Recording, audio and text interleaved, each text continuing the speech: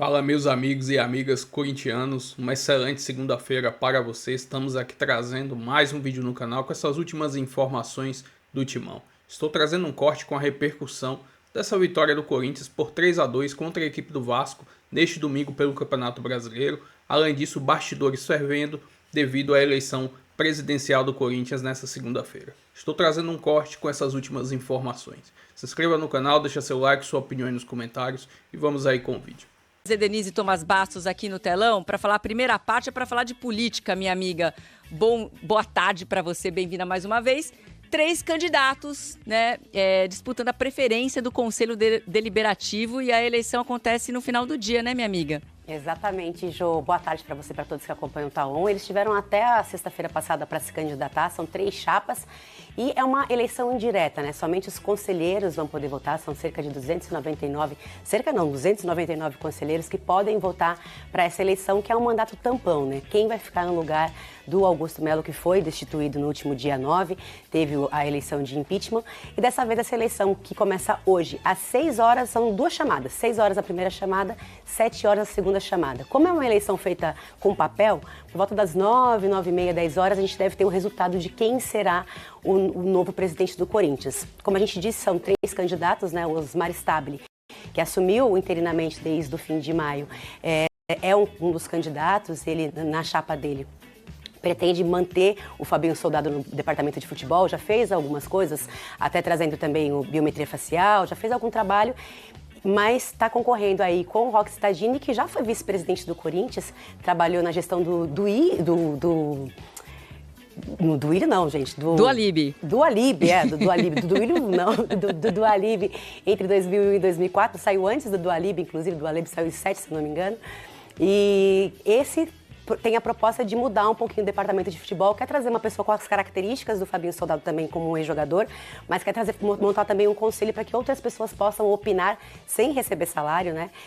Também no departamento de futebol. E temos um terceiro, que é o André Castro, que é um empresário, que teve um burburinho, né? A gente fala que ele não estava sendo muito forte assim no candidato, mas nos últimos dias, depois da coletiva que ele deu na quinta-feira, teve um burburinho porque ele falou que pode trazer um investimento de US$1 bilhão. A gente apurou, né? O GE.globo apurou também de onde viria esse dinheiro, qual banco é esse, e esse banco, a gente não sabe como seria esse dinheiro, porque esse banco, inclusive, não está no banco central cadastrado. Então, Jô, são esses 3 candidatos. Conversando com algumas pessoas internamente do Corinthians, possivelmente o Stabile permanece no comando até dezembro do ano que vem. É claro que com a eleição a gente não sabe o que pode acontecer, né? De repente a pessoa chega lá pensando em votar nele, muda o voto, tem todo esse mecanismo, porque é política no final das contas, mas a ideia é que o Stabile permaneça. Sabemos que tem esses 2 concorrentes, mas que ele permaneça até o final de dezembro do ano que vem, de 2026. Assim, ele seria um mandato tampão. Se ele não for eleito, ele segue como vice, porque ele era vice do Augusto, né, Jô? Pois é, a gente tem essa sensação, né? A gente está até conversando na redação enquanto a Denise fazia a apuração, de que é preferível, o Corinthians prefere que o Osmar Stabile continue no comando para não dar aquela sensação de mais mudança. Já foi ruim, né? Mas a gente vai ter que esperar. Daqui a pouco a Dedê volta para falar de bola, porque o Corinthians conquistou uma vitória muito importante para dar tranquilidade para o Dorival trabalhar e preparar o time para quarta-feira, que tem jogo pela Copa do Brasil. Vamos voltar a falar do Corinthians? Vamos trazer a Denise Tomás Bastos para falar, então, desse resultado importante que o Corinthians conquistou ontem, vitória fora de casa. E com novos nomes aparecendo aí como soluções para o Dorival, né, minha parceira? Exatamente, Jô. Guinegão, né, o Kaique lá na frente. Foi uma aposta que ele fez contra o Bahia na última rodada. Não marcou muito, mas dessa vez deu super certo. E o Corinthians conseguiu essa vitória importante, abriu 6 pontos de vantagem agora para a zona de rebaixamento, 11º lugar. Maicon foi quem abriu o placar nesse jogo contra o Vasco.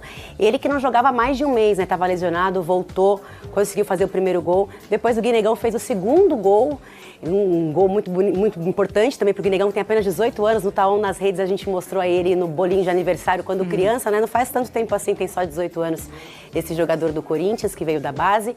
E o terceiro gol, Gustavo Henrique de cabeça fez para o Corinthians, mas o Vasco conseguiu conseguiu fazer um segundo já nos acréscimos, né? E o próprio Gustavo Henrique falou no final do jogo que o Corinthians tem que ficar atento, né? Não pode apagar, não pode deixar cair a empolgação e o ritmo de jogo no final, porque se tivesse um pouco mais de acréscimo, acho que foram 7, se eu não me engano, se tivesse um pouco mais de acréscimo, ficaria difícil para a situação do Corinthians. O Dorival também falou disso, de que não pode tomar gols assim, né? Com a zaga ficando, enfim, mais lenta. Então, foi importante para o Corinthians essa vitória contra o Vasco. E o Dorival conseguiu achar também, Jô, por conta dessas saídas, né?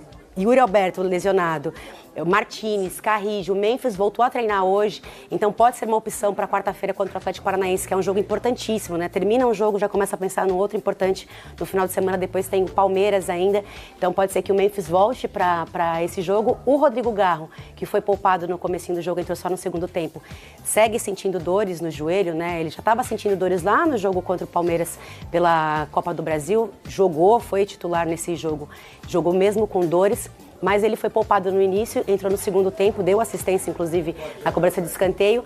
Para esse jogo contra o Palmeiras, o Matheus Bidu tomou o terceiro cartão amarelo, não vai jogar.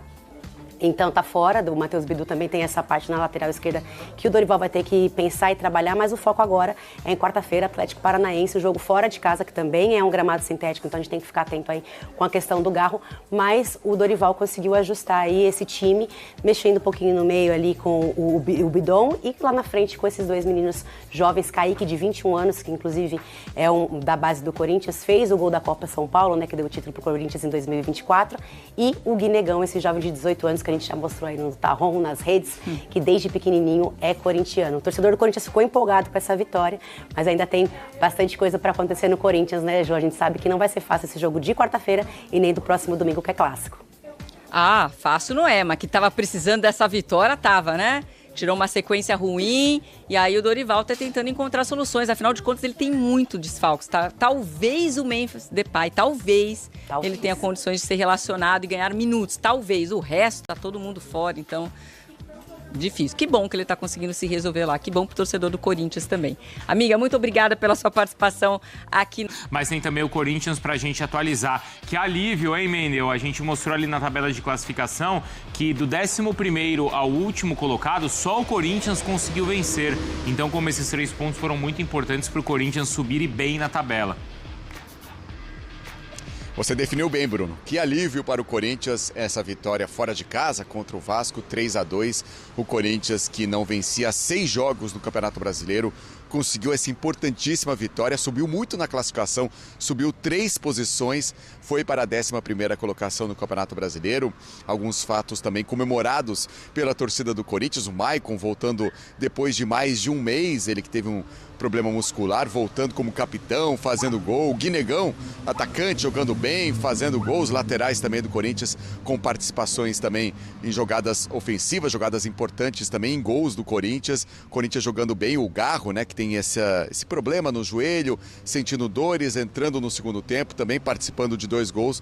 Uma vitória muito comemorada do Corinthians, que agora tem pela frente 2 jogos muito importantes depois dessa vitória contra o Vasco. Primeiro, na quarta-feira, tem jogo contra o Atlético Paranaense, primeiro jogo das quartas de final da Copa do Brasil. E no fim de semana, clássico contra o Palmeiras. Memphis Depay, que teve uma lesão na coxa no início do mês, tem trabalhado, já está na transição, expectativa que ele volte durante essa semana, pode jogar contra o Atlético Paranaense ou até mesmo contra o Palmeiras, é um jogador importante, pode voltar no time do Corinthians. Já o Matheus Bidu recebeu o 3º cartão amarelo e está fora da próxima partida do Brasileiro, o clássico contra o Palmeiras. Bom, fora de campo, como você disse, Bruno, dia importante, tem eleição indireta hoje para presidente do Corinthians. Depois que o Augusto Melo saiu do cargo de presidente do Corinthians, foram marcadas essas eleições para presidente. Os conselheiros do Corinthians, 299 conselheiros, votam no novo presidente para um mandato tampão, né? O presidente do Corinthians vai ficar no cargo até o fim de 2026, até onde iria o cargo do Augusto Melo. Bom, os candidatos, são 3 candidatos para esta eleição, os conselheiros então decidindo hoje o novo presidente do Corinthians. Um deles é o André Castro, que promete aí um grupo que vai investir $1 bilhão no Corinthians, tem feito essa promessa na campanha. Também um velho conhecido da torcida do Corinthians, Antônio Roque Cittadini, ex-vice-presidente do Corinthians, 74 anos, e também o Osmar Stabile, que é o presidente interino do Corinthians. Ele assumiu quando Augusto Melo foi afastado, com todo esse imbróglio do caso Vaidebet, depois que Augusto Melo foi destituído. Então foram convocadas as eleições e hoje, então, a partir das 6 horas da tarde, eleições aqui dos conselheiros para definirem o novo presidente do Corinthians, Bruno. Boa, Mendel, e a gente vai ouvir já os candidatos à presidência do Corinthians. A gente ouviu os 3 candidatos, né? O Osmar Stabile, na verdade, não quis se pronunciar, mas temos os outros 2 e vamos ouvi-los já aqui no Sport Center. Antes, o campo, tá? E o aproveitamento de Dorival Júnior, então, no Corinthians, 51%. Do Diniz, só 36%.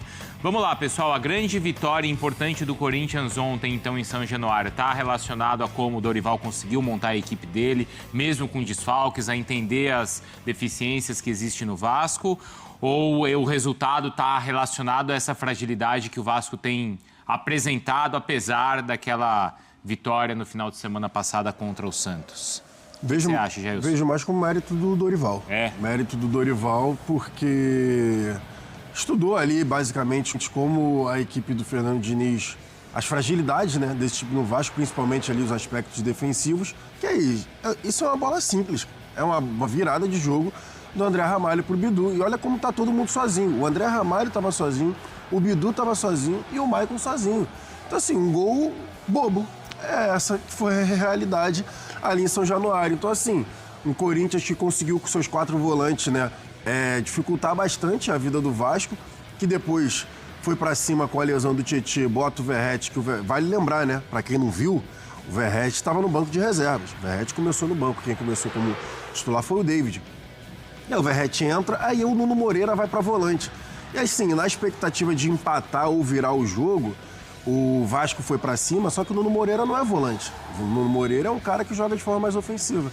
E acabou deixando espaço atrás. E aí o segundo gol do Corinthians é basicamente uma cópia do primeiro gol. Que aí o Garro tá sozinho na entrada da área, com a tranquilidade danada para fazer a finalização. E aí desenrola o resto do jogo. Olha o Garro. Na entrada da área. Geralmente, ele chuta essa bola de primeira, gente. Nem precisou dessa vez. Ele dominou a bola, viu a movimentação e aí você dá espaço pro Garro na entrada da área e pedir para tomar gol. É muito difícil ele errar o gol. Era um Corinthians aí também muito desfalcado, Breider. O próprio Garro, ele entra em campo, mas ele começa a partida no banco, porque o Corinthians vai ter agora a sequência dos confrontos contra o Atlético Paranaense na Copa do Brasil, até a questão do gramado sintético, né, Jailson? E no domingo que vem tem o Palmeiras. Não, eram 8 desfalques do Corinthians, sem contar Yuri Alberto, Garro, Yuri Alberto e Memphis e o Garro no banco. Isso. Então o Corinthians começa com Kaique e Guinegão, 2 jogadores da base, né, jovens no comando de ataque. E o Vasco não consegue aproveitar uma oportunidade, porque mesmo o Dorival tendo feito um bom plano de jogo, era uma grande chance para o Vasco voltar a vencer em São Januário, não vence desde maio contra o Fortaleza. Era uma oportunidade de tentar trazer o torcedor de volta, mostrar que o jogo contra o Juventude foi um tropeço ali por jogar fora de casa. Mas não, o que o Vasco mostrou foi que a goleada em cima do Santos foi ali um aleatório na temporada. Como acontece e já aconteceu no Vasco nos últimos anos, quando dá um mínimo de esperança para o torcedor, consegue apagar instantaneamente. Uma semana. Não, então, a impressão que deixou contra o Santos já foi pulverizada. Porque teve jogo com o Juventude. Exato. Não é nem que você fala que dura uma semana a alegria, durou 2 dias, 3 dias. Então, mas assim, o jogo contra o Juventude o Vasco jogou muito mal, né? Mas ainda tinha esperança de, por exemplo, São Januário, lotado e tal. A gente acabou de golear o Santos, vamos repetir a atuação, até pela escalação inicial. Pela escalação inicial, o torcedor ali empolgado, né, virou, vamos repetir o que a gente fez contra o Santos. Então é hoje, São Januário. Eu conheço ali a galera, né? O pessoal fica feliz, né? Já entra feliz no estádio, ali nos arredores. Esquenta, domingo à tarde, horário tranquilo. Delícia. Então aí você vai jogar contra o Corinthians. E aí quando sai a escalação do Vasco e do Corinthians... do Corinthians... Outra coisa, gente, confronto direto ali na parte de Exato, e baixo. falando com todo o respeito do mundo, mas ali, por exemplo, o Corinthians estava com o Ranieri, o Charles, que também o torcedor do Corinthians não morre de amores, Não. o Breno Bidon um pouco mais à frente e o Maicon, eram 4 volantes, pô. E aí, o Guinegão e o Kaique, 2 moleques. Isso. Porque Thales Magno e o Romero, eles estavam disponíveis pro jogo. Mas o Dorival preferiu colocar os 2 moleques. E nem assim o Vasco conseguiu a vitória. Então, assim, pro torcedor, que foi lá empolgado para São Januário, é constrangedor.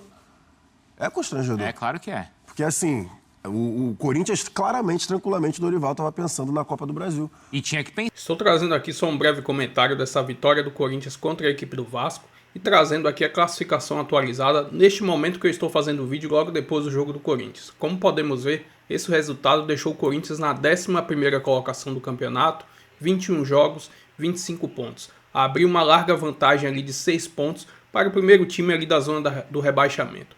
E agora com 25 pontos, quem sabe nos próximos jogos, onde no próximo final de semana terá o clássico contra o Palmeiras na Neoquímica Arena, onde o Corinthians tem saído muito bem contra o rival e com certeza pode construir um bom resultado lá, já pensando em almejar coisas melhores na competição. Além disso, vamos ver como o Dorival Júnior vai preparar o time para esse jogão deste meio de semana, valendo as quartas de finais da Copa do Brasil. Se o Corinthians tem chance de ganhar um título ainda nessa temporada, é jogar todas as chaves nessa competição. Enfim, só um breve comentário, vitória importantíssima, que dá um respiro no Corinthians e dá para focar na Copa do Brasil. Se inscreva no canal, deixa seu like, sua opinião aí nos comentários e até o próximo vídeo. Valeu!